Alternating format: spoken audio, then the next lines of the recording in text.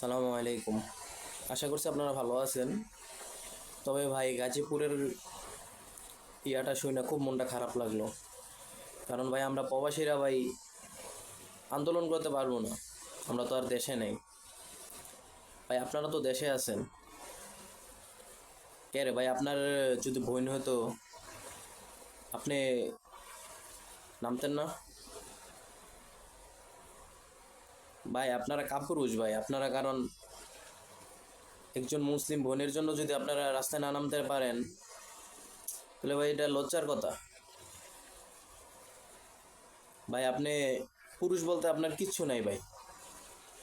একজন মুসলিম নারীকে তিনজন হিন্দু মিলে দর্শন করে, কই থাকেন আপনারা? যখন আপনার একজন বন্ধুর কাছে একজন বন্ধু কাজিয়া লাগতে যায় তখন আপনারা তো ঝগড়া করার জন্য আপনারা 100 জন মানুষ লইয়া যান গা। আর আজকে আমার মুসলিম বোনের দর্শন হয়েছে, আপনারা কোনো খবর নাই। কই মুসলিম, কই আছেন আপনারা? আমাদের দাবি একটাই, দর্শনকে ফাঁসি চাই, ফাঁসি চাই ভাই। এটার বিচার চাই আমরা। আমরা প্রবাস থেকে বলতে চাই ভাই, আমরা এটা বিচার চাই।